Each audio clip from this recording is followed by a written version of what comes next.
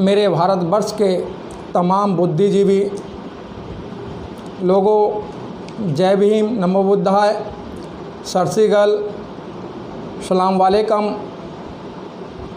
साथियों, आप पूर्ण रूप से अवगत हैं कि भारतीय संविधान बहुत ही बुरी तरह से खतरे में है और लोग मंचों के माध्यम से रैली कर, लोगों को इकट्ठा कर अपनी ओपिनियन देते हैं कि संविधान को कुछ नहीं होगा। लेकिन मेरा मानना है कि संविधान पूर्ण रूप से क्षतिग्रस्त हो चुका है। किताब वही है, साहित्य वही है, इतिहास वही है, लेकिन अंदर के जो पेज हैं उनको एक एक करके फाड़ा जा रहा है। आप लोग अच्छी तरह से अवगत हैं। लेकिन जिन लोगों को संविधान बचाना चाहिए था वो लोग संविधान नहीं बचा पा रहे हैं। कारण जो लोग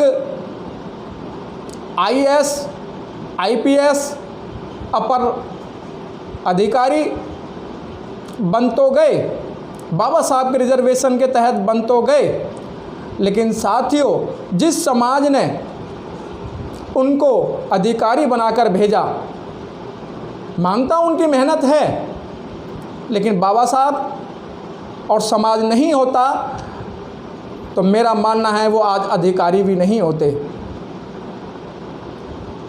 जब वो अधिकारी बन जाते हैं तो समाज उनके नाम पर दुहाइयाँ देता है कि मेरा पुत्र, मेरा बेटा, गांव का बेटा, शहर का बेटा, स्टेट का बेटा, जिला का बेटा IAS, IPS बन गया है तो इस गांव का सुधार होगा, इस राज्य का सुधार होगा। लेकिन अभी तक देखा गया है जो IAS, IPS या अन्य बड़े बड़े ओहदों पर अंडर सेक्रेटरी हैं, प्रिंसिपल सेक्रेटरी हैं, लेकिन उन्होंने कभी भी अपने समाज को नहीं देखा। समाज की बात छोड़ दो, परिवार को नहीं देखा।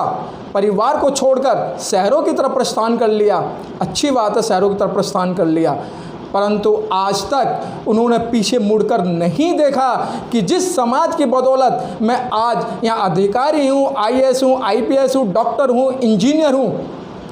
बड़े दुख की बात है कि उन्हीं के कारण आज संविधान को तार तार कर दिया गया है। और कुछ संगठन आज देश के अंदर लगभग, कहने में मुझे संकोच नहीं है, 11 लाख से अधिक संगठन हैं, बाबा साहब को टोकरी में रखकर बेचने का काम कर रहे हैं। बड़े दुख की बात है, बाबा साहब ने कहा था और बाबा साहब की आंखों के अंदर आंसू थे और बाबा साहब ने कहा था मैं एक बेटे के लिए करोड़ों बेटों को नहीं मार सकता हूं। देखिए, एक व्यक्ति ने करोड़ों लोगों की सहायता की, लेकिन आज करोड़ लोग एक संविधान नहीं बचा पा रहे हैं, डॉक्टर भीमराव अंबेडकर के मिशन को नहीं बचा पा रहे हैं। तो ये लोग क्या चाहते हैं? मैं एक बेटे के लिए करोड़ों बेटों को नहीं मार सकता। जब बाबा साहब के बेटे राज रतन की अचानक मृत्यु हो गई, उसी दिन बाबा साहब को प्रथम गोलमेज सम्मेलन के लिए लंदन जाना था। बड़ा भाई भाग कर आया और बोला, भीम तू कहाँ जा रहा है? बेटे के आकस्मिक निधन से बाबा साहब स्तंभ रह गए, परेशान हो गए। फिर भी उन्होंने अगले पल अपने आप को संभाला, अपनी मिसेज को संभाला और भाई से कहा, आज अगर मैं लंदन नहीं पहुंचा तो करोड़ों दलित पिछड़ों के अधिकारों को गांधी एंड कंपनी हत्या कर देगी। वो थे मेरे बाबा साहब, वो थे संविधान के लेखक, वो थे इस समाज को बचाने वाले। लेकिन आज भारतीय संविधान बाबा साहब का मिशन को जो पढ़े लिखे लोग किधर ले जाना चाहते हैं। और बाबा साहब ने एक बात और कही थी, वो मैं आपके सामने उसका उल्लेख कर रहा हूँ। और बाबा साहब ने लिखा था, अनपढ़ या कम पढ़े लिखे लोगों को समझाना आसान है। उन्हें मुद्दे की बात बताई जाएगी, वो समझ जाएंगे, लेकिन जो पढ़े लिखे लोग हैं वो बात को नहीं समझते हैं। लेकिन पढ़े लिखे लोगों को संगठित करना एक मेंढक के समान है। मेंढक को तराजू में नहीं तोला जा सकता है। इसी तरीके से इस समाज को समझाने की बात कही जाती है तो एक को समझाया जाता, तुरंत दूसरा वहाँ से उठकर चला जाता है। वो सोचता है कि मैं इनसे सबसे श्रेष्ठ हूँ। ये सब लोग मानते हैं कि आप श्रेष्ठ हैं, लेकिन समाज को संगठित करना किसका कर्तव्य बनता है। तो जिस तरीके से मेंढक को तराजू में नहीं तोला जा सकता, उसी प्रकार आज समाज को इकट्ठा करना बड़ा मुश्किल हो रहा है।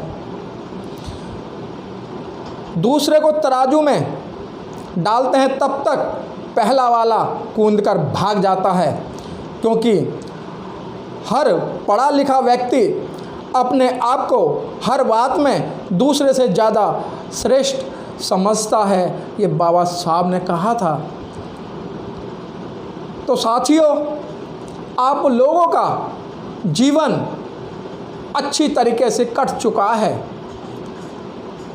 लेकिन जो आने वाली पीढ़ी है, क्या आप लोगों को माफ़ करेगी? जिस तरीके से आप समाज को अपने साथ नहीं लगा के चल रहे हैं, मैंने देखा है बहुत सारे अधिकारियों को जो रिटायर होके घर में आ जाते हैं तो उन्हें समाज भी घास नहीं डालता है। समाज भी कह देता है कि जिस समय आपके हाथ में पावर थी उस समय आप लोगों ने समाज की हेल्प नहीं की, परिवार की हेल्प नहीं की, तो आज आपको समाज की ज़रूरत है। आज समाज आपको एक्सेप्ट नहीं करेगा। तो मेरे साथियों, बाबा साहब की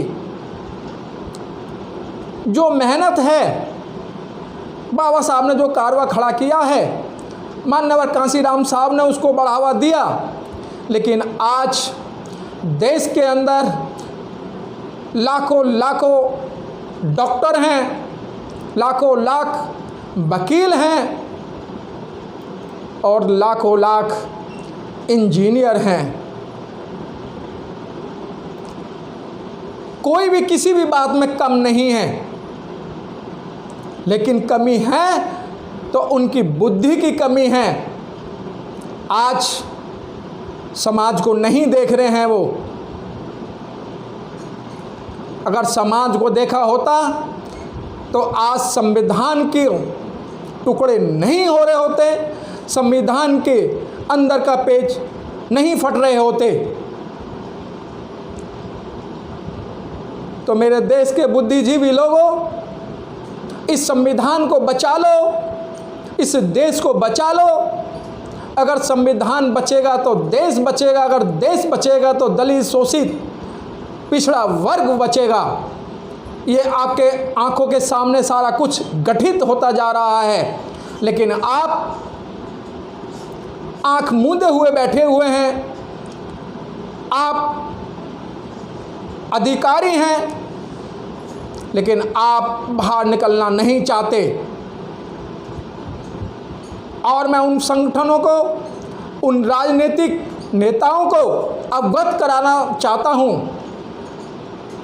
कि फिर वही समय आने वाला है जो आपके बुजुर्गों ने झेला था, लेकिन आपको ऐश अय्याश और अच्छे से जीना आपके बुजुर्गों ने ही सिखाया है। अनपढ़, जिन्हें आप अनपढ़ गंवार कहते हैं, उन लोगों ने कभी संविधान को हाथ नहीं लगने दिया, उन्होंने कभी संविधान की तरफ उंगली नहीं उठने दी। लेकिन आज लोग, आप इतने पढ़े लिखे लोग, देश के 11 लाख संगठन SC ST OBC के और राजनेता अपने सामने संविधान को तार तार होते हुए देख रहे हैं। अभी आपने मंजर देखा होगा 2 अप्रैल का, उसमें हमारे 11 शहीदों ने कुर्बानी देकर उस इतने बड़े आंदोलन को सफल बनाया। उस समय भी आप लोग घरों के अंदर सो रहे थे।